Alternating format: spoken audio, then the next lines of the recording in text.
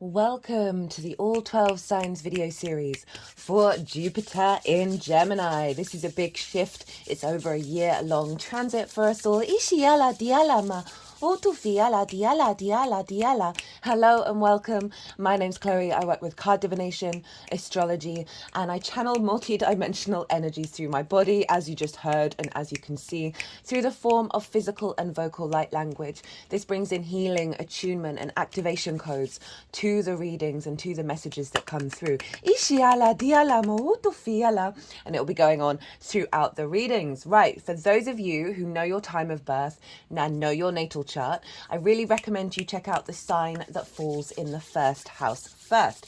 This is called your rising sign, where your ascendant is. I will be reading for all of the signs as if they are in the first house. So the astrology will link in closest with that. However, it never, ever, ever invalidates you looking at any other part of your chart. Our whole charts are being affected by all of the transits.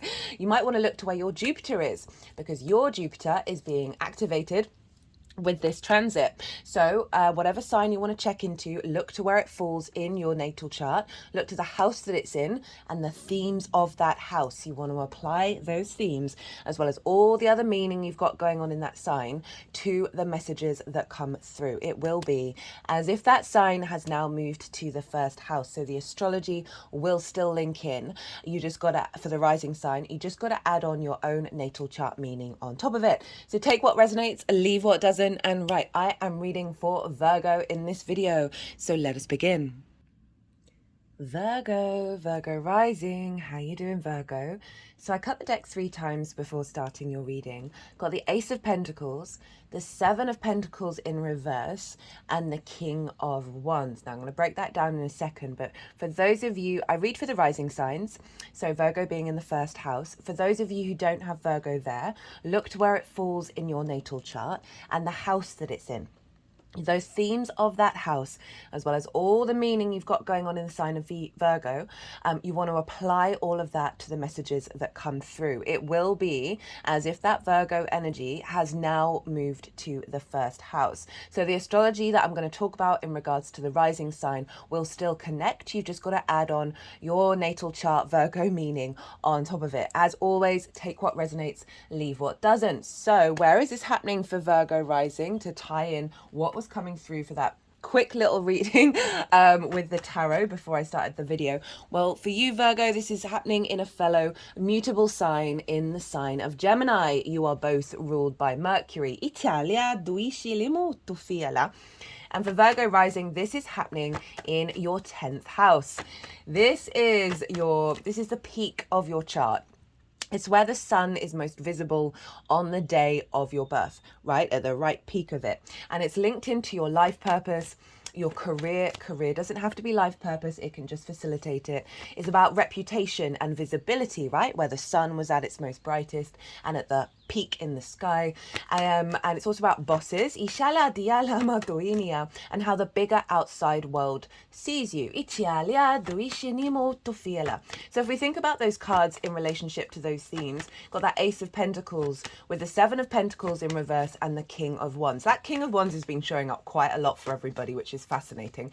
I feel like it's the opposition with Sagittarius and where we're finding balance. But that Ace of Pentacles, that is like a renewal of the way that you engage with the earthly realm, right? And so career and life purpose and how you're seen and how you connect to that and how you connect to your reputation. There's a real offering from the universe with this transit to help bring in a new, fresh, new understanding of that all. It also can bring in a big new opportunity, as well as engaging in a very, I call that card the New Earth card.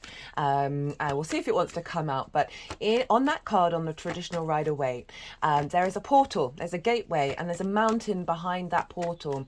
And for me, this is the blending of the multi-dimensional sphere, right? The higher perspective that we get whenever a mountain shows up in the tarot, but also the flowers that are on the Ace of Pentacles are the flowers that are on the Magician's card. And the Magician is Mercury's card, and one of your rulers, Virgo, and the ruler of Gemini. So there's this sense of manifestation, a new perspective, a higher perspective around your capacity to manifest in the 3D realm. And so this is a fresh new beginning of that. Italia, doi scegli molto fiela. Around your life purpose, around your career, and your understanding around visibility and reputation. Could see an elevation of that.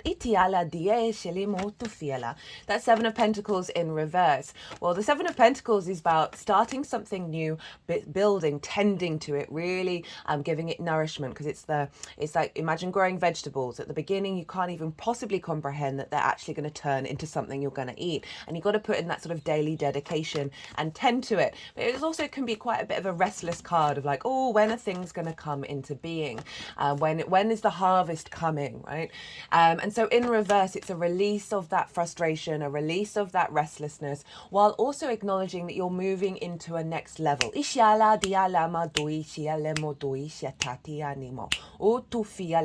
This can see your reputation and your visibility shift beyond a sort of an apprenticeship level. Oh, I forgot to mention, new viewers who didn't quite catch the introduction, I channel multi-dimensional energies through my body, both in the form of physical and vocal light language.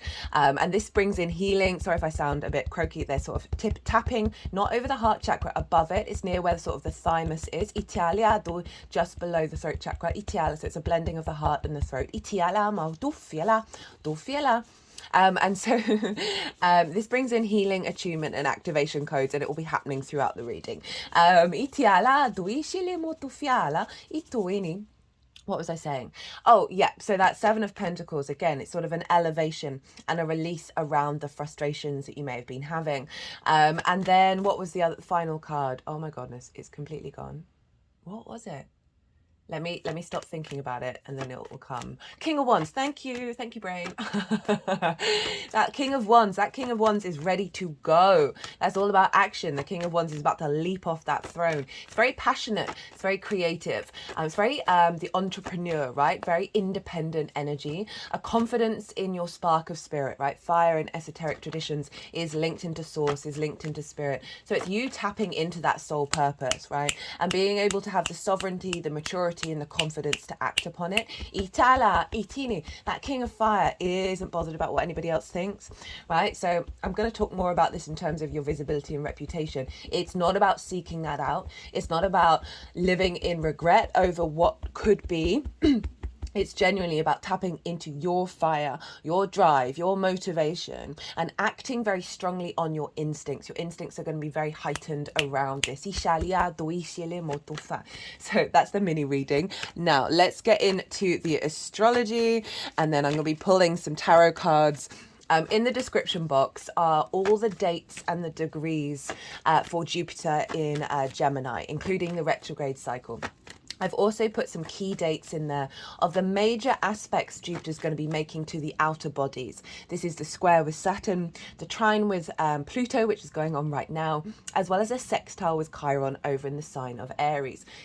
Jupiter's going to be making aspects to the personal planets. There's going to be lots of them. They're just as significant, but I really wanted to work with the bigger energy here. And all of this is, I break this down in way more detail in the collective reading. So this is over a year-long transit. It's in an angular house for you, Virgo rising. Any mutable rising signs, it's in angular houses. But overall, it's also quite an impactful energy for you, Virgo. So I do recommend going and checking out that collective reading. I talk about Jupiter, Gemini, the two of that combined, overall themes, what kind of energy are we tapping into. I did a lot of meditation and musing on this energy, as well as observing, because Jupiter has now, it's nearly a week since Jupiter's been in Gemini, of observing how it's shown up for me and the people that I've interacted with.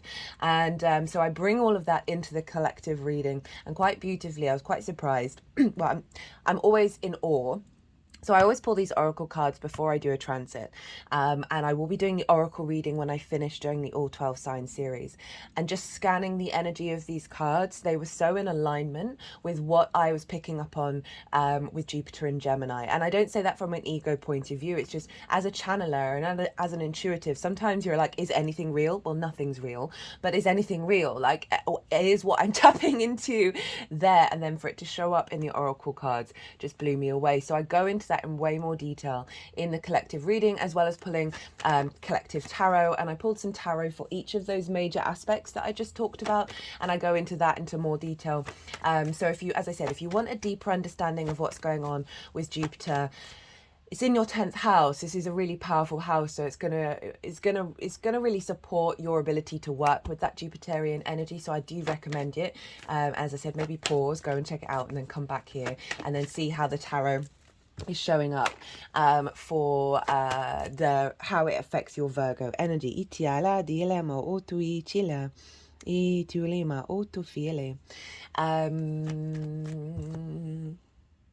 Sorry about that. I just had to pause for a second, Virgo. So Jupiter in Gemini in your 10th house. Well, this is quite a powerful transit, Jupiter moving into a very pivotal point of your chart. The way that I look at the 10th house is, if you imagine the chart is a tree, the 4th house is your roots and your foundations. This is where your roots are under the ground. Now, the 10th house is where those leaves are striving to get the light and reach towards the sun. And the branches that go either side is the house of you, Virgo, the house of self, and then Pisces, which is the house of the other. And in order to be in healthy alignment, we need these to be in balance with one another. And now you've got Jupiter bringing in a level of expansion into your 10th house.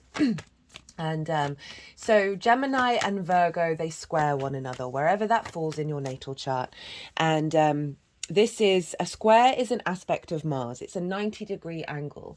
Now, Mars traditionally is obviously the god of war, and this is where conflict, drama, frustration, the desire to win at all costs can come up, because you've got two energies that are both mutable, thinking they know how to do mutable best. So your Virgo and your Gemini energy. If conflict and frustration comes up over the next year, just know it is a tool to understand how to shift that into a catalytic energy of change. Italia do shinia. Whether it helps you understand, okay, do I need to step into this energy? For those of you, your bosses, there might be some sort of friction there. Italia do duini. Or perhaps some frustration or some conflict around you being able to manifest things into your life over the next year. Just know that this is bringing in a deeper wisdom and helping really expand your understanding of your life purpose in more detail, right? But the flip side to a square is friction, right? It's building. Mars is not just the god of war, he's a builder and a farmer. So interesting, every time I mention that about Mars, that I have three main energies that work with me at the moment, and that one is the masculine yang energy that's linked into earth protection and earth manifestation. So I really like that as a little confirmation, right? Rather than focusing fully on that conflict. Yeah, sure, there's always conflict kicking around, but it's our perception around it. So that square is about building in the 3D. It is about manifestation. It is about creation. I mean, you know, Mars is our motivation, our drive, and our actions, right? And without friction, this 3D linear dimension that we're very consciously aware we're in wouldn't exist in the way that we know it. So we need that friction of the atoms bumping up against one another, creating friction, creating change, evolving. Squares are really powerful for that, right? Challenges aren't always a bad thing. They help you really refine and deepen and understand what it is you're doing here. So you've got this big square energy with squaring your Virgo energy. And so for Virgo rising, this is your first house. Your first house is how you embody your sun or your moon in your actions and your deeds. It all depends whether you've got a day or a night chart, which luminary is providing wisdom to your ascendant. Italia or Chitialia. Nice, I'm liking these cards already. Of which luminary is providing that wisdom, okay? to your ascendant, who is your navigator, and Virgo is the lens in which you traverse the cosmic waters, right? It's your embodiment through your actions. It's your body, your sense of self, your character, and how other people see you. It's a very, very powerful house. So you have this capacity to evolve and change and build through your sense of self, through your embodiment, through the actions that you're taking. Through this sense of walking your talk.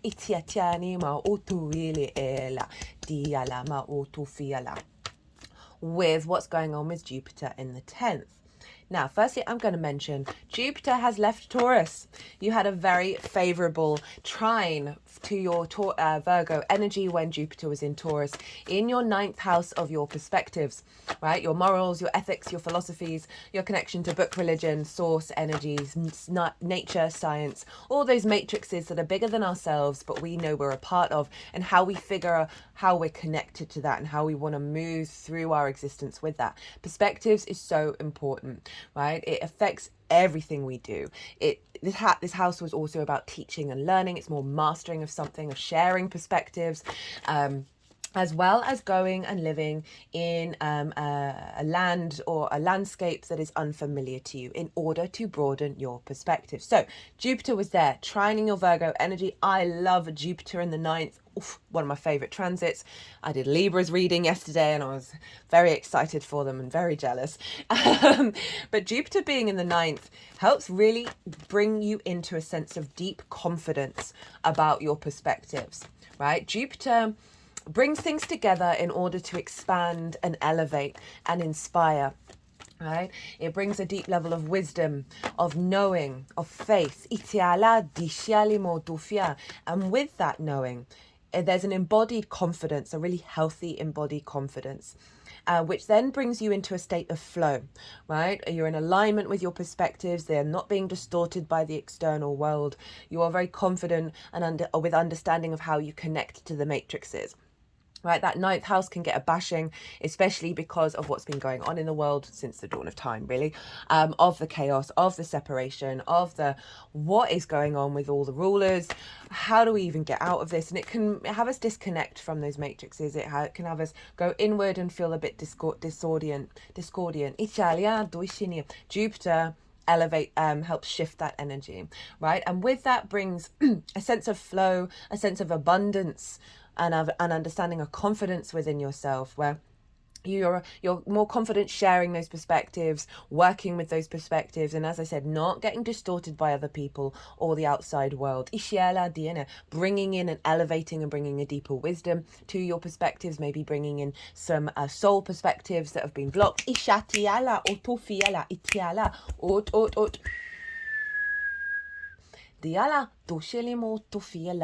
And Jupiter brings a sense of luck, right? So just again, feeling a little bit more generous of spirit and a little bit more jovial. All of these are big key Jupiterian themes. You would have had some questionings of faith, which happens during the retrograde, but it's all part of the process. And now you've got this confidence around your perspectives, right? In the sign of Taurus, of in your physical body, of feeling good, of being in the 3D world. And all of that is traveling into your 10th house. Right? They follow one another. And so those perspectives, the embodiment of those perspectives, you're now going to be applying to your life purpose, to your career, right? This is now the sense of expansion of self. The publicity is going to be more embodied in your reputation and your visibility based on the upgrade that you received from the 9th. So Jupiter in the 10th. This is bringing in a deep faith and wisdom around your understanding of your life purpose.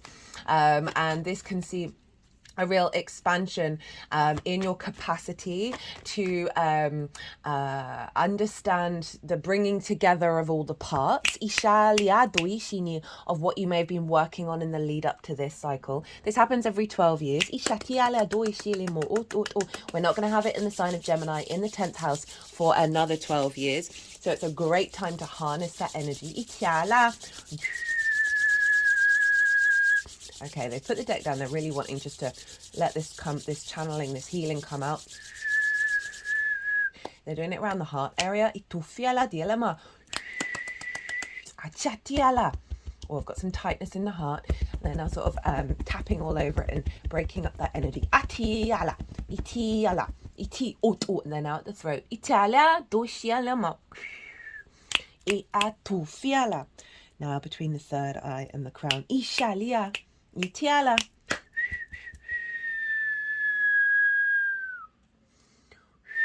Diala, diala, diala, diala, diala. Dana. Okay, I feel like it's Uchatinia. Third eye is now feeling really blocked. Ishiatina.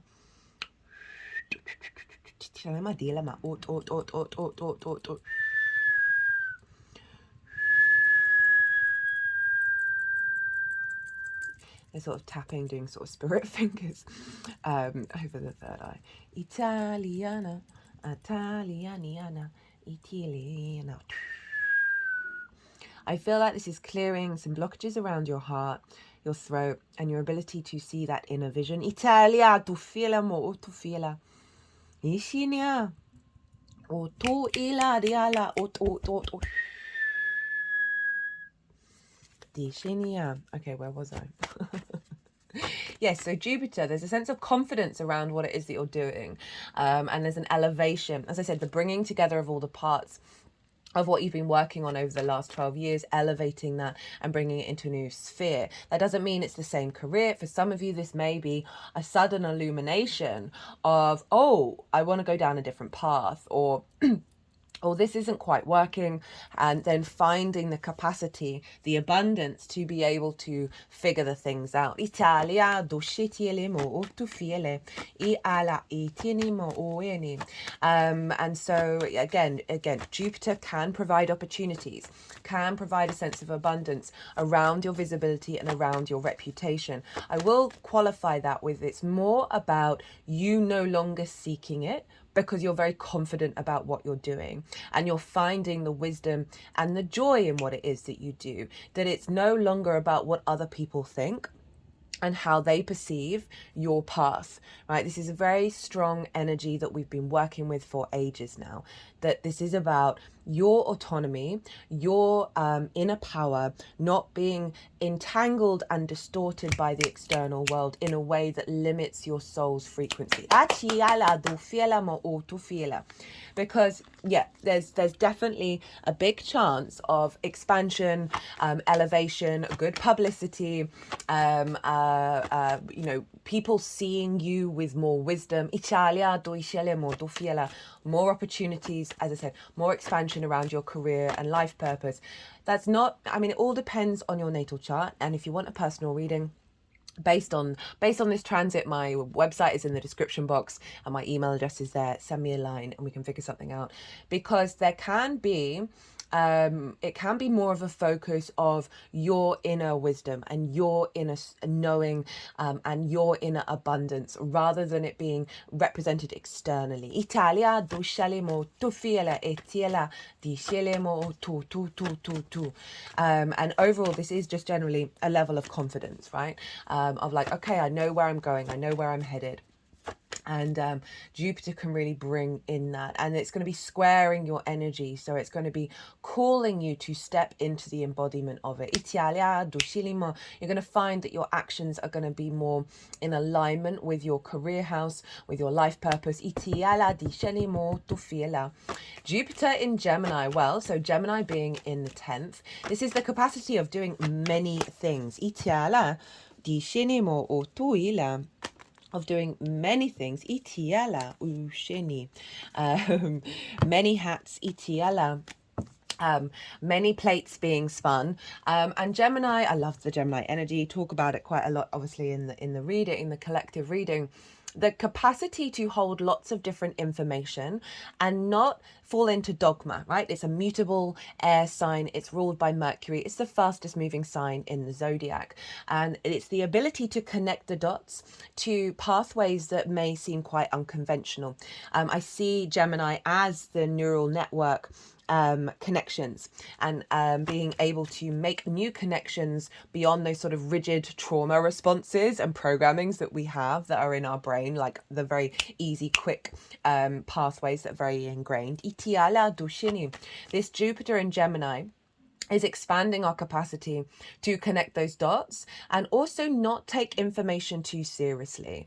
There's a level of discernment that's coming in with Jupiter. We're going to expand and play and be more curious, but at the same time, I've noticed consistently already, there's a level of discernment in terms of, I've been talking about, it's the, you know, when you hear something or you engage with something and it's like a zing in your brain, it's like an electric shock. All of a sudden that a part of your brain feels really alive. It's like a neural pathway has just gone bing. And that's this, you know, the sort of the signs from the universe of that information. That's for you. That's a jigsaw piece. That's part of your soul's path.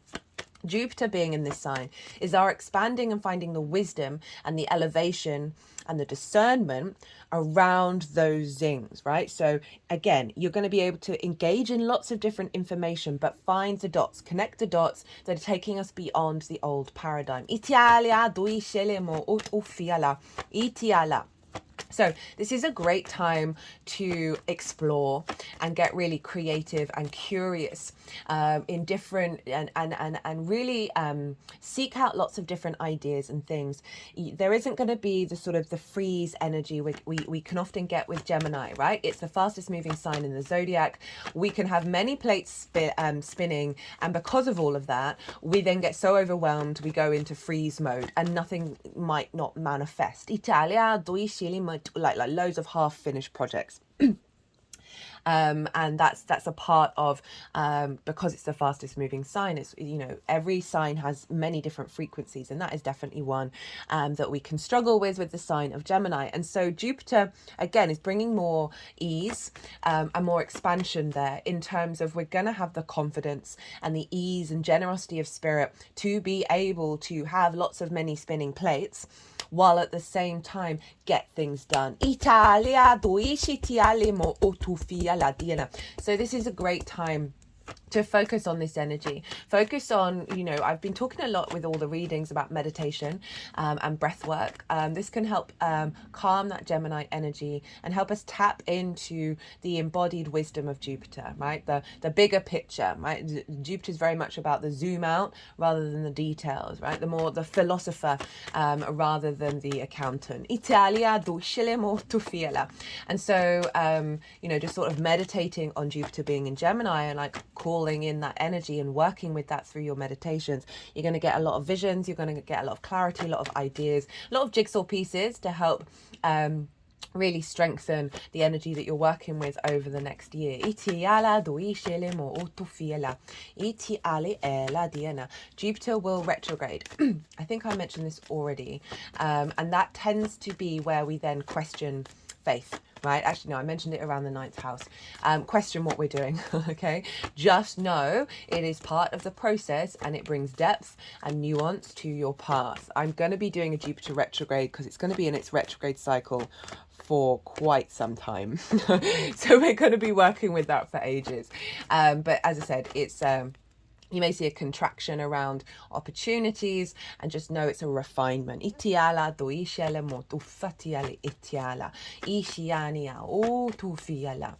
so it's ruled by Mercury. So the Mercury transits are going to be influencing Jupiter, right? Because whatever's going on with the ruler of a sign, Itialema, is impacting the signs that it rules. That was Lady Justice, but a lot of cards came out there, so that's gone back. Mercury is going to be influencing Jupiter wherever it is. Now, I love this for us because we had it with the Venus ruling Taurus. We've got Mercury. Next year, we're going to have the moon. Then we're going to have the sun. Then we're going to have Mercury again. Then we're going to have Venus again. So wait, so we've had Venus, Mercury, Moon, Sun, Mercury, Venus. That's 6 years before we then get to a Mars sign, where we're essentially incorporating and integrating the Jupiterian wisdom from the perspective of every house, right? So every area of your life is going to be influencing and integrating with what's going on with Jupiter. And I just think that's beautiful for us all on a personal level. It's really helping us tap into a deeper sense of wisdom, of knowing and integration, so we can elevate and inspire our lives.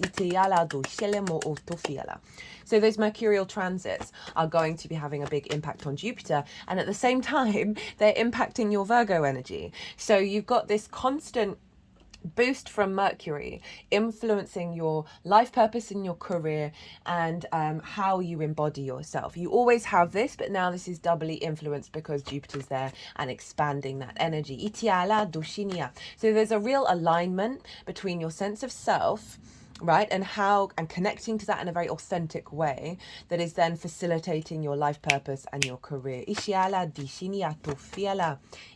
So Mercury is currently in Taurus. It hit Uranus yesterday, so you might have what day is it today? It's Saturday the 1st of June, so on the 31st of May, you might have noticed a spark, an idea come through. You might have been feeling quite independent and wanting to talk about yourself.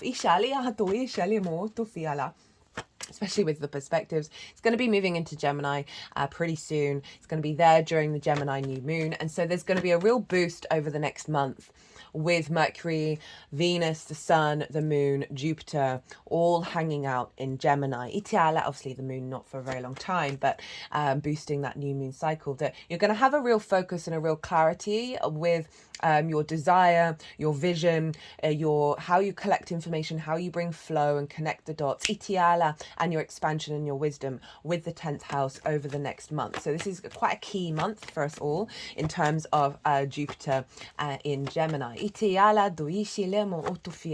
Mercury will retrograde in the sign of Leo and then in the sign of Sagittarius in this Jupiter transit. So you're going to see an elongation of those houses and in those signs when Mercury's there in regards to your life purpose and your career. Leo for you is in your 12th house, your hidden house, your house of mysteries. This can be a difficult house where there can be anxiety, grief, loss and isolation. That's because it's the unconscious spaces, and so much in the unconscious spaces are trauma responses and limiting beliefs. It's a very isolated, behind the scenes energy. It's also incredibly magical. It is the magic of your soul. So there's going to be, I love Mercury in the 12th because it helps us recalibrate old patterns, old paradigms, and helps us access and connect the dots in ways that we haven't done before to the magic of our soul. So all of that is going to be influencing your 10th house in regards to where are you headed, what you're doing, and how are you seen. Maybe there's been some blockages around that, around your reputation, around the idea of are you even worthy of expansion. So many of us have that within us, whether we know it or not. And then Sagittarius, which for you is in your 4th house. Right, I'm going to talk more about that 4th house in a second. And so that's your roots and your foundations. So what else did I want to bring up? So we talked about Mercury influencing Jupiter. Now Jupiter is influencing the signs that Jupiter rules, and traditionally that is both Sagittarius and Pisces. I work with the Hellenistic traditions from over 2,000 years ago as my baseline in astrology, and they use Jupiter for Pisces, not Neptune. And I then applied that to my own practice, and I saw it show up time and time and time again, really damn loudly. And that's what I work with. So even though I use that as a baseline, the Hellenistic tradition, I do like poking holes in things to see if they work. That's my Virgo sun. So Jupiter is influencing what's going on in Pisces and Sagittarius. So Virgo, you've got all this mutable energy being influenced over the next year. Pretty powerful stuff. Your ability to shift and change and evolve is really elevated right now. And so, as I said, Sagittarius, that's where the roots are, right? The roots of your tree. This is your roots and your foundations of the 4th house. Speaking of 4, the universe woke me up at 4:44 this morning. It's one of those times where you're like, thanks for the message, but could you have not done that? But there's a sense of stability and groundedness. So it's your ancestors, both blood and soul lineage. Your parental figures is a roof over your head, and your private life. So we need those strong roots. So Jupiter over in the 10th is influencing and bringing up the themes of the 4th. We want these in balance. They're opposite one another. Yeah, you got that King of Wands earlier. I can feel that it's a lot of power that you're going to find in your home. Spending time in meditation, doing, figuring out maybe you work from home or getting creative. But yeah, so Jupiter is influencing all of that. And so I definitely see Jupiter is, as I said, this more generous of spirit, more seeing life in a yes way rather than a no way. It's going to be influencing any wounds that are in the fourth. There's a lot of trauma in the fourth. As I said, your ancestors are there.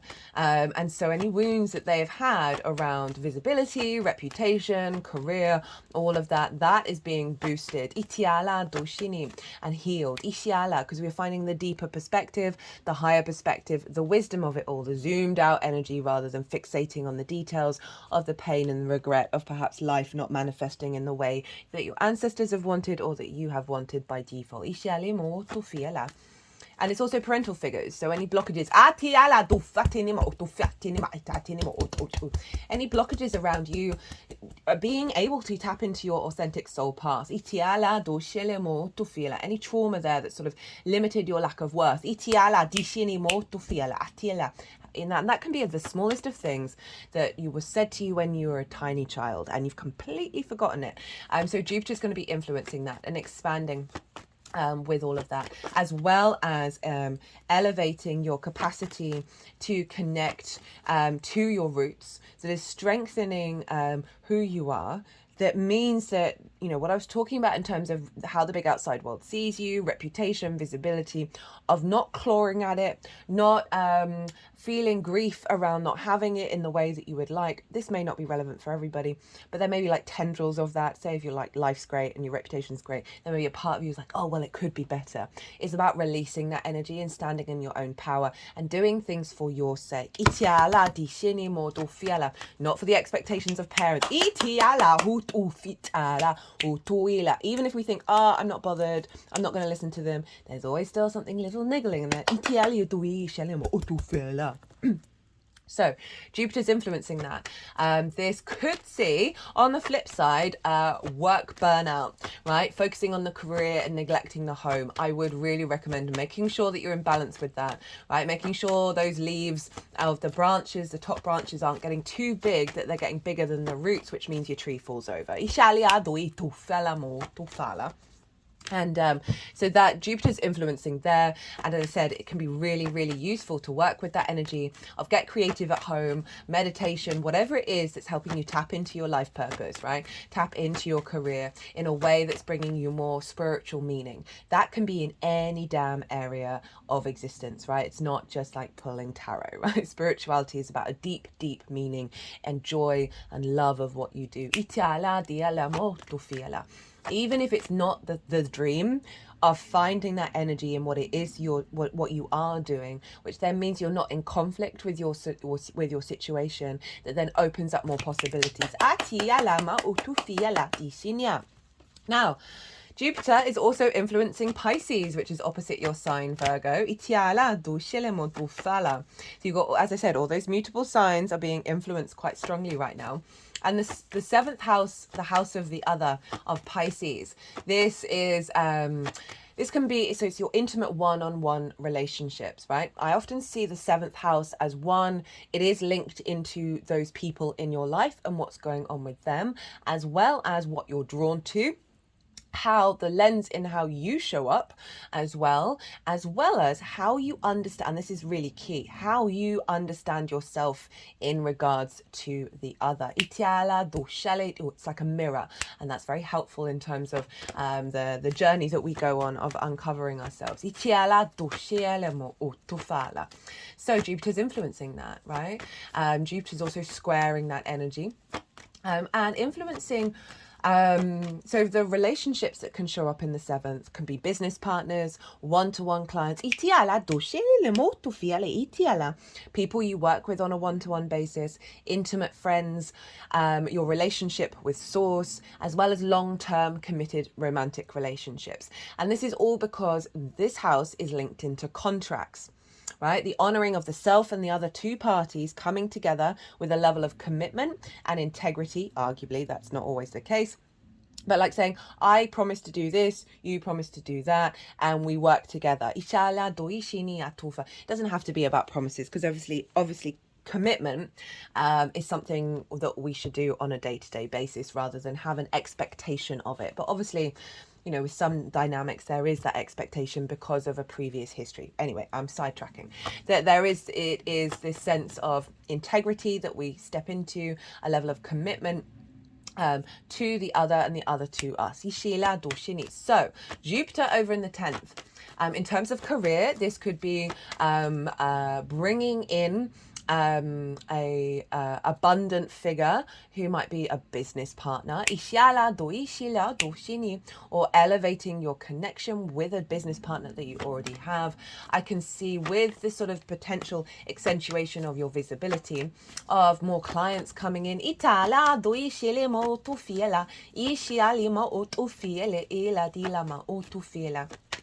because things are being drawn to you because of that 10th house, and so it's influencing, it's square, it's building, it's manifesting with the other, right?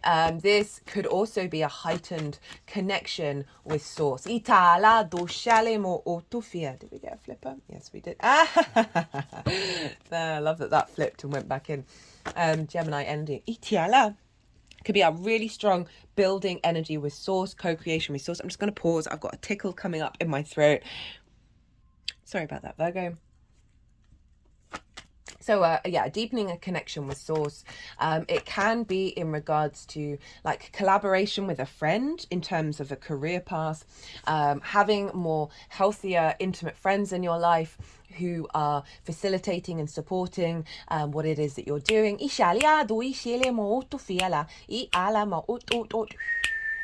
As well as for those of you who are in a long-term committed relationship, this, like on the flip side, this could see you overworking and neglecting those other relationships, right? That's one part of it. Be mindful of that. As I said, we want to be in balance with the branches, the roots, and the top of the tree, and bring them into harmony. And that's when you create a generator, as well as elevating a level of commitment with a romantic relationship. That's part of your life path, right? Career doesn't have to be the whole shebang. It could be about bringing somebody into your life. Over the next year. Now, I don't want you going out and looking for that and focusing on that.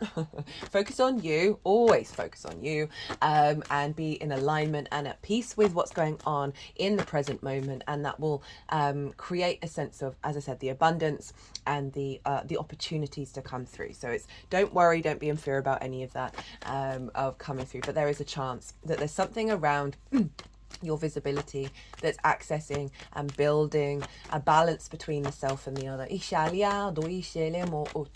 Now, I'm going to touch very briefly on one of the major aspects, and that is with Saturn. So Saturn's over in Pisces, has been for a little while now. And so there's been some restrictions and limitations around all the themes of the other, as well as building on integrity and commitment and responsibility. And, and real Saturn in the 7th really helps you understand who you are in relationship to the other, about what it is that you need that's going to serve you for the long term. It also brings in a really stronger commitment with source, right? A sense of seeing the cause and effect of that relationship. Now, Jupiter was in a sextile with Saturn. And the reason why this is significant is because Jupiter's influencing Saturn. I talk about that in the Saturn in Pisces transit series. If you've not seen those, Saturn's still going to be in Pisces until the beginning of next year. There's 3. I still recommend the first one. Sorry, regulars. I know I say this on and off all the time. I still recommend the first one because I break down the meaning of Saturn in the 7th in way more detail. Also, in those introductions of the first transit, I talk about Saturn in Pisces, and Saturn with Jupiter. Because Jupiter's now been influencing Saturn since it's been in Pisces. Different kettle of fish from when it was in Aquarius and Capricorn in its own realms. So we've got the yes planet, the greater benefic, impacting and affecting the greater malefic. So it's been tempering some of that Saturnian energy that we can have, that can be a bit difficult. But so Jupiter and Saturn have been in sextile with one another in the sign of Taurus. And this is an aspect of Venus which is very creative, about bringing connections, a sense of harmony, a sense of love and creativity and joy, right? Between these two planets, in the way that you perceive yourself, in your perspectives, and how that has been leveling up your understanding of your relationship with the other and how you connect to the other. I can see this as a real strengthening of whatever dynamics you've had, to allow that recalibrating to this expansion of your confidence of knowing who you are, right, has then been, you know, for certain soul contracts, they evolve with you, others they fall away because that's just not where they're at, and that's, you know, that's perfectly cool. As well as a really creative relationship with source, that's building for your long-term legacy. Now, Jupiter and Saturn are now square one another. So this is the Mars building energy, right? So there's a manifestation energy, there's a creation energy. There can be conflict. So there may be conflict with all of the seventh house represents in regards to where you want to be headed. And that is to give you the space and time to figure out, okay, well, do I need to be in conflict with this? Do I need to listen to this? Is there a compromise that I can work on? Step in, give yourself a step back and meditate and figure those things out if those arise, because it is possible that may happen. But what I really see is building your understanding with the other, right? In regards to your career. So so Virgo, if you've got things in Virgo, and we've got Saturn over in Pisces, and then we've got Jupiter up in the 10th house, this is forming a T-square. So we've got the opposition between Virgo and Pisces, and then we've got Jupiter up there in Gemini. The release point for a T-square is the bottom of the T, so it's Jupiter, right? So there's a sense of building, of commitment, of balancing the self and the other. The more you know yourself, the more the rest of the world unfolds, and creating, with all those themes, as I said, source, business partner, romantic relationship, that is going to be funneling this big manifestation building energy into your life purpose, your career energy. So there is this element of collaboration. Okay, what else did I want to say? I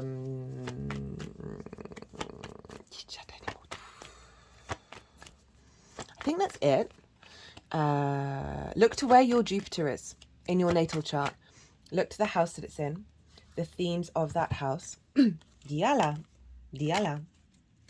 And loving that 8 of, what happened there? Itiala. Dishini. Why did half the deck all flip around? Itufiana. Yes, wherever your Jupiter is, sorry, I always get a bit distracted with the deck. Wherever your Jupiter is, and the themes of that house, those themes are likely to show up with this transit. And it's also really useful if you want to amplify your Jupiterian energy, because your Jupiter is being influenced where Jupiter is now. And so that can really help just add on a little bit more of a personal understanding to this general reading and the general energy of working with that Jupiter in your natal chart. As I said earlier, if you want a personal reading, go deeper into this and look at your natal chart in regards to this transit. Drop me a line if you feel so inclined. Oh, that rhymed. Okay. I mean, I could keep on talking. Where are we at? 47 minutes. Okay, no. Honestly, I was so proud that the first couple of these videos were 40 minutes. I was like, yeah, we're going to stick to a more reasonable time.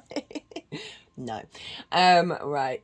So I'm going to go consciously quiet. The energies that I work with, they are going to move through me, and they are going to move these cards around and put them into the 6 piles that are all have different energies. I've listed those themes in the description box along with all the dates and all the decks and everything.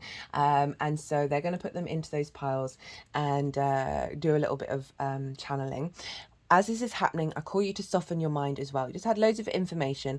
Let it settle. Don't overthink it, and then see what intuitive hits come up for you. Itiala dui shele mo otu itiala otu. Diala otu shialia tuila. I aliala di aliana mo otu fiele. I ala dielema. Di etinia. Itu elati sinima otu di ala etiali I ali atu ichela ma otuela itiala di shinia Ialema doele. Ialama dialema. Ot. Itialiana. Itialaliala. Ishialiana. Dialiala. Diali eli mato ili mato to. Di Aishenia. Di ella do ialiani atuela itienia doela di aliani atu ishi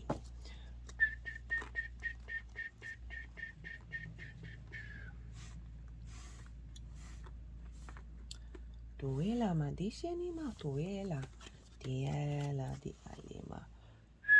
Okay, Virgo, is that in a good alignment? Yeah, not too bad.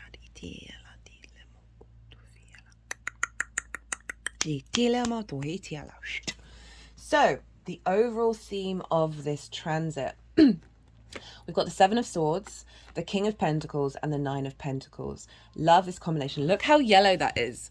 That's linked into the Sun card. That's really beautiful. So the Seven of Swords.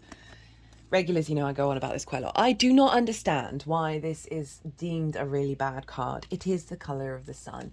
And this figure is stealing away the Five of Swords, which for me is the most difficult card in the tarot, right? The sense of conflict, right? Of domination and subjugation, the bully in the room, the victim mentality, and how we feedback loop into that. Winning, but at what cost? Heartbreak, because they, in the Five of Swords, they're winning the Three of Swords. Ishala doi tiala. This figure is stealing that away, right? So often that Five of Swords isn't necessarily external. It's about the bully in your mind. The conflict that we get into, the cycles that are within us from a very early age that cause us to then see conflict ripple out in the external world. So there's a sense of a liberation around a blockage which is kept in a loop, around your heart not being free. And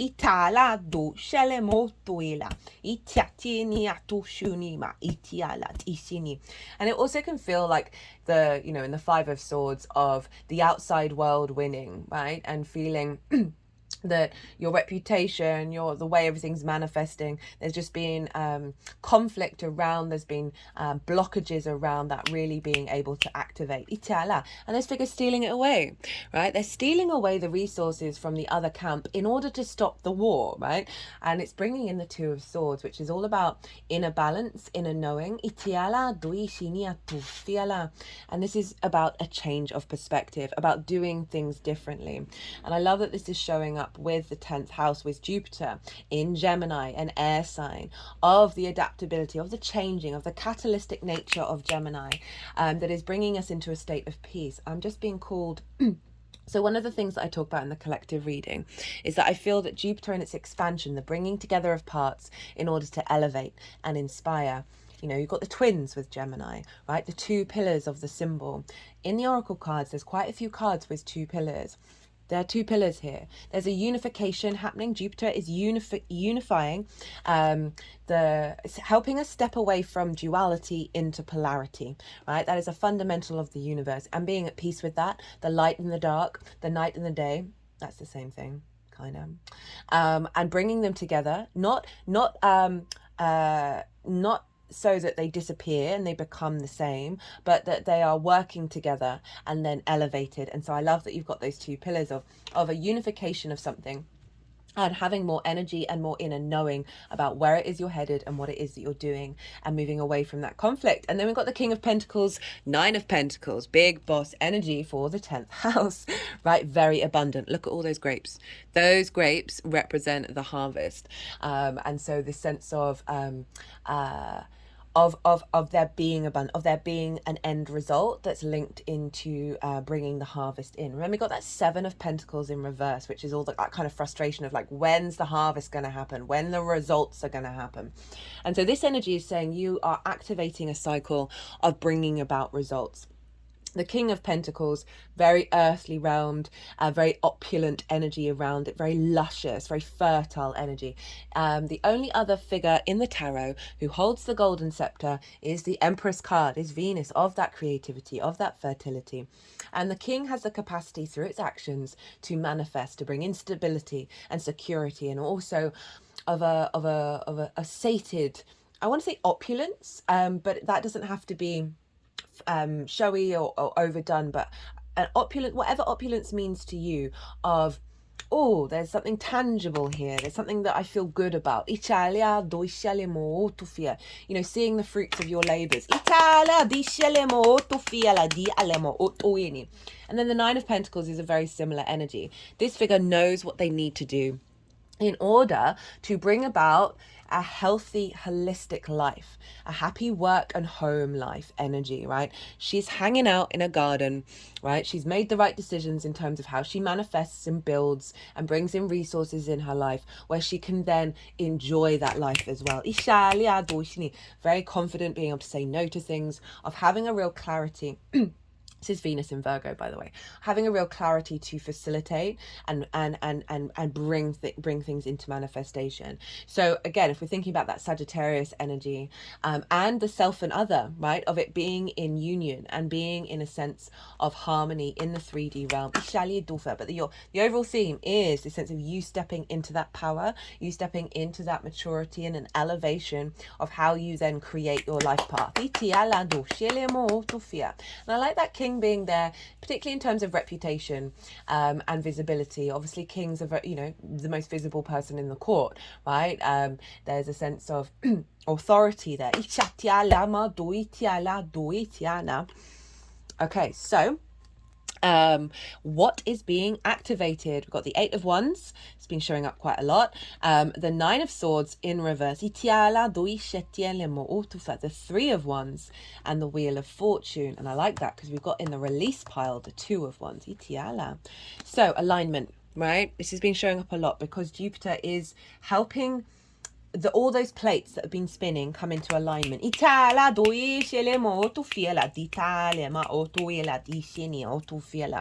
And so all these ones, they're pointing in the same direction. This is actually Mercury in Sagittarius. So there might be something that deepens this activation when Mercury retrogrades there. But overall, this is a sense of you being in alignment with your soul's path, right? With knowing instinctively what it is that you need to do. Then we got that King of Wands. Of a heightened sense of instinct. Nine of Swords in reverse. So this is what's being activated as a release of the worry. This is Mars in Gemini. And there's a sense of worrying about the future, being uneasy about what happened in the past, anxiety around that, and means you're not present, right? Worrying about all these different things, flooding yourself with cortisol and adrenaline, losing sleep, and feeling very, very overwhelmed and not being in the now, right? All those spinning plates, right? This is in reverse. So this is being released. So the worry, the fear of where am I headed? What am I doing? What do I need to do next? What's important? How do I change this? How do I do that? How do I do that? You're tapping into your instincts here. And this is being released, right? So you're going to get better sleep. You're going to be able to juggle those plates and not worry about the how or the why. It's more about tapping into the sensation that you're feeling, right? And follow those zings, follow those jigsaw pieces.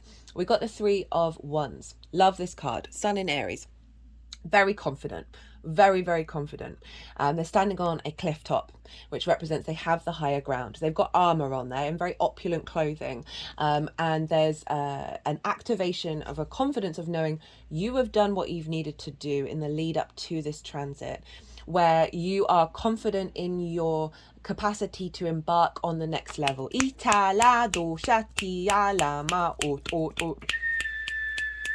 you think about that Sun in Aries energy. Aries doesn't really give a damn what other people think about it. I mean, it all depends on the Aries, obviously. But there's that sovereignty of you're going to go out and do what you do and experience your life purpose, your career for you. Itala. You don't necessarily know how it's going to work out, but you just know that you are confident in your embodiment of your desire, of your instincts. Itala doshelamo utuye. So this is what's being activated with the Jupiter card. Hello, the Wheel of Fortune. So again, this has been also been showing up a lot. This acknowledgement of that fate is changing, and this is shifting. That there's going to be more external situations, right? Not necessarily about your internal space, because this is the outside world. Fate's turning, things bigger than your comprehension going on. So there's a sense of over the next year, what's being activated is a shift of your environmental frequency, of the frequency of the universe in relationship to you, that is changing what's happening in your life. Also, what's being activated internally is the Jupiterian energy, right? That confidence, right? That sense of, oh, whatever's going on, the good, the bad, and the ugly. Oh, this is interesting. This is curious. I quite like this. This is fun. Italia do scele molto fiela. Itiala di scene molto ila. Itiala diala. So, the tools to work with this energy, we have the Queen of Wands, the Page of Swords, and the Lovers. So the Queen of Wands, she is calling you to cultivate your passions from a very independent place, very sovereign in her nature, right? So queens, they nourish, they bring depth, they observe, they strategize. So they really bring a great deal of nourishment whenever they show up. And this is your tool to do that, right? To not expect, right? It's all going to be varying, but to not have expectations or assumptions about what is going to unfold, to enjoy the process of cultivating the energy that you're working with, right? This is very independent, like the King of Wands. Very independent, very entrepreneurial, being able to act on your passions, your instincts, very transformative, very creative. So this is your tool here, is get creative and cultivate this. She's holding a sunflower. Sunflowers, they're so obvious in their ability to receive all the light that they need. So there's a sense of following that which makes you bright. And again, very independent. So this is a real sense of, this isn't about anybody else. Get creative, get playful. Jupiter and Gemini, lots of different ideas, lots of different possibilities, and see what your passions are telling you, and then cultivate that which is giving you life. Page of Swords, love it. Love it, love it, love it. And this also could be about doing things at home with that Sagittarius energy, and really nurturing your understanding of your life purpose and your career at home, and that giving you fire. Page of Swords, the capacity to be in all times and space. Looking to the past, present in the present, but heading towards the future. Page of Swords is incredibly magical. It is about the time is happening all at once, and our capacity through the wisdom of observing the past without getting entangled and stuck in it, like that Nine of Swords. Be present in the moment and open to all possibilities, all inspiration, all wisdom, all ideas that is then leading you to your future. So I talked about meditation. Page of Swords is really good for that, right? Of being in a state of meditation, receiving divine inspiration, co-collaborating with that energy, getting inspiration, acting on that inspiration, playing with that inspiration. Honoring that the past is the past. Being at peace with it, being objective about it, learning from it, and not letting it define your present moment. This also could see you talking to your ancestors. Your soul family, and really getting a lot of wisdom from that energy that is propelling you into the future. So this is all about be playful, communicate, write things down, sing, all the ways of communicating, engage in that in a very playful way. Pages have just got into the court. They're so excitable. They want to share, they want to communicate, they want to engage, they want to learn everything. So this is a great card to show of, say, this is the tool. Get playful, get explorative, and don't take things too damn seriously. The Lovers, this is Gemini, right? So it's quite funny that this showed up. It's been showing up a lot, obviously. And this is about alignment. This is the tool that you have to focus on to amplify this energy. So the Lovers can obviously mean lots of different things. On one level, this is follow the love that you feel. You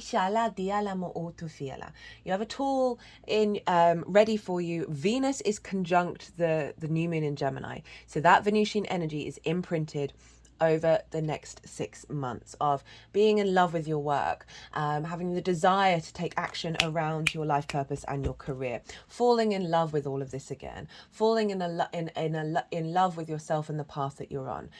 The other side of this is about choice through integration. We've got the masculine, feminine, and spirit. When they are in alignment, we are then able to make the right decisions at crossroads in our lives. Italia Doshini. So this is calling you to get yourself in alignment, right? Of an integration of self, and really observe if things come up that highlight where that's not there. That's really helpful for you to then peel back that layer. Remember that fourth house of the trauma, right? Italia Doshini. There's also a tool for you to be playful. Again, everything that I was kind of saying before. Be curious. Explore lots of different avenues. And for some of you, this is about the tool of another person being in your life. That is going to help facilitate what's going on. You're going to help facilitate them. But overall, there's a sense of work out your discernment and see where your decision making comes from. The challenge, the death card, and the 8 of Cups. This is Saturn in Pisces. So the challenge for this is to let go of old patterns and paradigms, things that have had an authority over you, and be able to walk away from those. This is quite a powerful combination. Because Jupiter can expand the paradigm that's already there. So the death card is about release, is about letting go, and being able to transmute that energy and transform from things that have had an authority over you. See, the king is no more, right? That's a release of those structures to head towards the sun. That 8 of Cups, this is for me all about our unconscious responses, because they happen very early on in our life, and they're deep in our unconscious, and we don't really observe them. It's very difficult to figure them out, but they feel very comfortable to us. They can feel very emotionally fulfilling because that's all we've ever known. That's the only way our emotions understand how to integrate and operate in the world. It's incredibly difficult to walk away from that energy and go and get a higher perspective. So there's something here, and this will be very specific to each of you, about that there is something bubbling to the surface that needs to be released, and it's going to be a bit difficult to walk away from. It's going to require some dedication and commitment into that, that is going to be worth your while if you accept this challenge.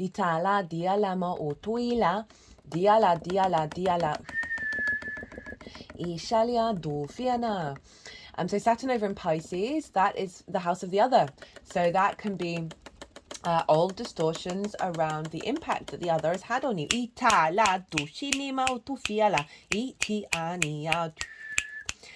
The North Node's going to move into Pisces as well, so there's something around that, but that's going to be in a while. That will be the Pisces moon next year. This is an eclipse, so it's making me think about the Aries Libra energy.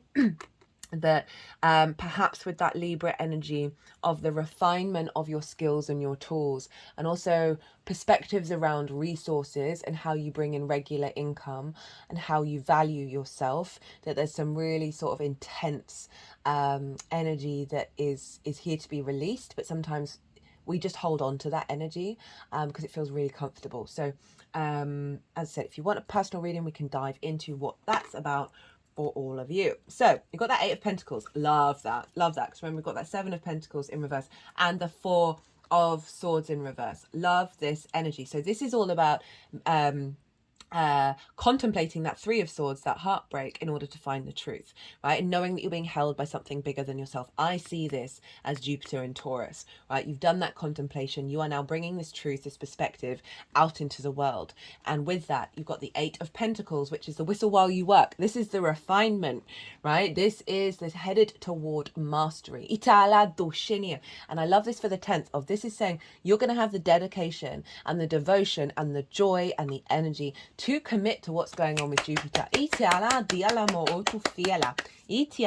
the opportunities, Queen of Cups and Judgment. So there's going to be some opportunities, and this feels linked into the challenge, that Queen of Cups, there's an element of serenity there. She nurtures and nourishes your emotional body, your intuition, and she's there's a beautiful caretaking energy to the Queen of Cups. But she can see really far into the future, and she's not bothered. She is serene. She's so serene, she's turning into the ocean. She's at one with her environment. So the opportunity here is to tap into your emotional body, to nourish it, to observe it, to bring in a state of serenity and move away from fear. So this is what I feel. There's something rooted. Itala du, itiala, dialama, diala, tuma, itiala, fa, dina, dishetela, ma, utuia, ut. Ichatana. The Queen of Cups is here for you. There's going to be opportunities of this nourishment coming in, whether it's with other people, whether it's yourself, that is then going to bring in a level of ascension. This is Pluto. And Pluto's over in your 6th house at the moment of work, health, and routines. Essentially, as you see, these are the dead. They're the color grey, and they are being raised up by the angelic frequency. So this is a release of old versions of self, of ancestors, of grievances, of shoulda, woulda, coulda. Right, so there's a sense of finding the wisdom, finding the bigger perspective around it all, and then ascending and elevating. So there's opportunities around it that I feel are going to support this challenge. The other side of this is the Queen of Cups. There are opportunities for you to cultivate your intuition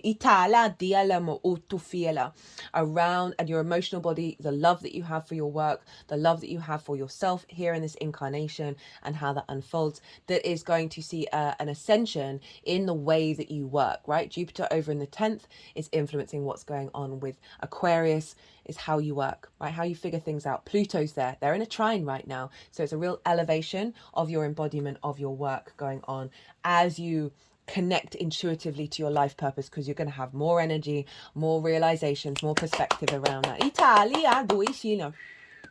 What's being released? 10 of Wands, 2 of Wands. So that 10 of Wands, burden, weight, restriction, heaviness, not being able to see that it's a beautiful day because you're so overloaded. I love the 10 of Wands because it's very powerful. Like the capacity to hold all those 10 Wands, phenomenal. But this figure's spine is bent over, right? That's really not very healthy. They're not able to enjoy their life. And what's coming in is your capacity to do all of the things.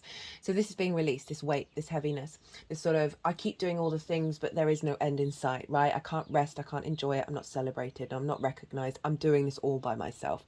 Big karmic energy. 2 of Wands is the precursor to that 3 of Wands, of a release of the prep work, right? So this is about long-term manifestation, of getting the lay of the new land, right? Of figuring out the new parameter with Jupiter in your perspectives, and then really cultivating and doing your groundwork. It's the reason why the 3 of Wands is so confident, because you've done the groundwork. But it's also a bit restless, again, like that 7 of Pentacles, because they've got the world in their hand. They want to go out in the world, but they're still at home, right? They're still cultivating. So this is what's being released for you with this transit of the sort of the building energy. You're now, as in the prep work, you're now going into manifestation. Itala. Right, I'm going to get 2 oracle cards. That came out quick. This one, the one that I was just shuffling, that's the 4 Agreements deck, which was given to me by Gemini rising. So I find it's a very mercurial deck. And then I went and looked up the natal chart of the author, and they have a Virgo sun. And this deck is the Shaman's Dream Oracle. And this feels like I'm tapping into the Jupiterian energy of the sort of the more bigger cosmic, metaphysical, philosophical energies that surround us. Oh, that's too many. That's 3. We're not doing 3.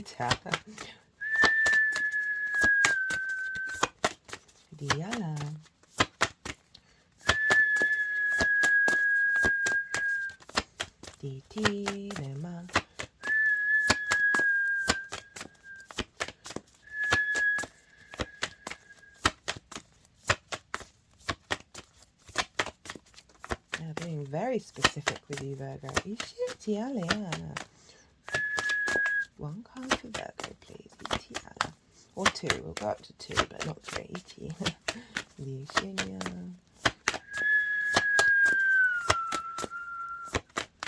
Duela, diala. Dienia. What do we have here? Diala. Okay. Dishini. Duin. Okay, they're really wanting this one as well. Dieni, itini. And I cut the deck as well and got the Magician's Sword, confidence in your magic. Right, we're not doing all of these cards. Otherwise, oh, this is going to be about an hour and a half, isn't it? So, from the Four Agreements, which is a book, one of the few books that I recommend, because we're here to experience life through our own understanding, right? That's my Aries in the ninth house. But the Four Agreements, very small, very short. And I found if you follow those four agreements, your life unfolds and it's beautiful. Always do your best. Express your own divinity. You don't need the acceptance of others. You don't need knowledge or great philosophical concepts. You have the right to be you. And you express your own divinity by being alive and loving yourself and others. That's kind of summing up what I was saying of like, this is all about you and how you work with this energy. It isn't about your expectations or the preconceived expectations that you have based off of other people's expectations that you may not even realize that's going on. Okay. As well as, you know, tapping into the joy, tapping into your instincts, your love of it, rather than the worry of what's going to happen. Is it all going to work out? Is it going to manifest? Yeah, it's a real sacking off of that energy. Again, and also what I was talking about reputation and visibility, of not seeking it, not clawing at it, not worrying about it. Recognize yourself. Okay, so we did end up having 3 cards. First breath, beginner's mind. A fresh start and a renewed curiosity. Natural trust, beginner's mind. Oh, I mean, this is kind of summing it all up already. When the first breath card shows up for you, it is time to leave the old stories and tales behind. Italia tu shitielamo o tu fialama itiana. You have arrived. 3 of Wands. Take a deep breath and another. There is nothing else you need to do but take in the new world that is revealing itself around you. Trust your natural curiosity, all that fire, your instincts. Gemini, incredibly curious. There is no need to dwell on how difficult the journey has been, Italia tu fiela, or how tight the passage to get where you are now. Just take it all in and experience the awe and wonder of your arrival at this destination. Even if it is a familiar place you have come to many times before, try to experience it as if it's for the first time. For you are renewed and the old you is no longer your concern. That's that Page of Swords as well. Ishatiala. Practice the beginner's mind, not labeling or naming what you see and experience. That situation was just so difficult only a few days ago. Just be with it and breathe. You have already gone beyond it, have overcome and resolved it, even if no one else realizes this yet. Soon enough they will as you move on. Do not squander the power of the first breath, giving the old narratives mouth-to-mouth resurrection. Use it for new beginnings, to animate a world you can play and create in. Do not underestimate the power of your breath and the magic of the word. Gemini is a really good energy to do breath work with, like so good about calming the nervous system and the magic of the word, right? One of the other cards I've got in, be impeccable with your word, manifest your intentions, right? So if something doesn't manifest, or frame it as in that needed to happen in order to activate a higher timeline, right? It's all about the reshifting. It's not about the denial of the emotions that you have. That's that Queen of Cups, right? But you have the capacity of holding space for more than one energy at once, right? Drifter, what lights you up? Experiencing life as it comes, seeking the essence but not knowing the form. This has happened with every single one of these cards for all of the readings. It just repeats back everything that's come through. My brain, my tiny little brain is imploding. The drifter invites you to step out of your to-do list and your ordinary routine to feel the breeze against your skin. Hello, air element, calling you to follow the wind and explore life's opportunities. You can't shut the door on the way outsource. This is ridiculous. When the drifter appears, it's a sign that it's a time to cut the mooring lines holding you to the dock. It's not important, like that Three of Wands. It's not important to know the destination before you set sail. It will become clear as you leave port. Do not wait for a map, as there are none to where you are destined to go. But be sure that you have a compass to keep you true. That's again stepping into your power. Yours is the pure love and your intention to be free, even if your own beliefs. Yours is your pure love and your intention to be free, even of your own beliefs and preconceptions. Few appreciate the energy of the drifter. Here you might not seem to be doing anything worthwhile or meeting someone else's expectations, but you are the only one who understands that others are running full out on the hamster wheel and getting nowhere. Your laziness is an unappreciated virtue. You know that life will find you and bring you everything you require without having to search for it, by simply being instead of frantically doing. I think with that being energy is with that state of surrender, of releasing that fear and worry of how and why and what, is when you surrender and you step into your own essence, your instincts to do from a very organic, natural place will see you walk your path, right? It's a wonderful energy. It's how I look at the Tao, of that surrender, with the yin energy, of the full embodiment of your nature. Then your masculine yang energy, your instinct to take action, to move, will come from a beautiful space, itiala, rather than the over worry, the over planning, and the freaking out. Even as you let your mind wander, I also feel, again, I was mentioning about burnout, right? Jupiter can have you over prioritize that 10th house, that it's about that balance. It's about that home time or that play time. Remember, all these cards are very much about holistic balance of your life. Even as you let your mind wander, releasing it to go on daily walkabout, call it back home regularly to deliver news from the cosmos. Oh, I like that. The drifter helps you find what you are looking for, even when you didn't think you were seeking anything. Oh, I like that idea of calling that mind back to see what it's gathered from the world and the cosmos and the universe, rather than being like the relentless pain. Many masks, the authentic self, energizing internal allies, a conscious shift. We live in a world where everyone we see wears a mask. We wear these masks to cover up and protect who we really are. We learn to do so because we've been conditioned to try to appear a certain way to fit into society. Masks allow us to belong, so we remain within the confines of what is expected. Masks are not inherently bad. Rather, they provide context and structure for our personalities and soul's expression. Some of us might believe that a particular mask, fixed and hardened onto us, is our permanent face. We forget that we are living beings with a multitude of faces, enabling us to experience a fuller, more vibrant world. Your authentic essence doesn't want to be constrained by others' expectations anymore. Now is the time to strip away the mask you've accepted and discover who you really are. A new self is emerging, and your perception changes as you adopt new ways of being. Right now, it's really important to allow yourself to experiment, to experience the world in all its myriad potentials and possibilities. Try on different masks and let yourself be fluid and curious. Gemini, hello. How will you know what you love and what you resonate with if you don't take off the mask you've always worn and test drive some new ones? Your authentic essence will never change. It will only express itself differently through these optional selves. Through trial and error, you discover more and more, they're moving this around the heart chakra, by the way, more and more who you want to become. What would it feel like to explore this side of you? Anything is possible if you're willing to open up your potential. You truly can move beyond the barriers that society has set. Use your imagination and step into the magic. Woo, Virgo. Wow, that was cool. I love that. If you enjoyed this, if things resonated, or if you just enjoyed listening to the astrology and seeing the tarot, it would be a great joy to me if you hit that like button. It helps the algorithm, so it helps me out in that way as well. But genuinely, it makes me feel nice.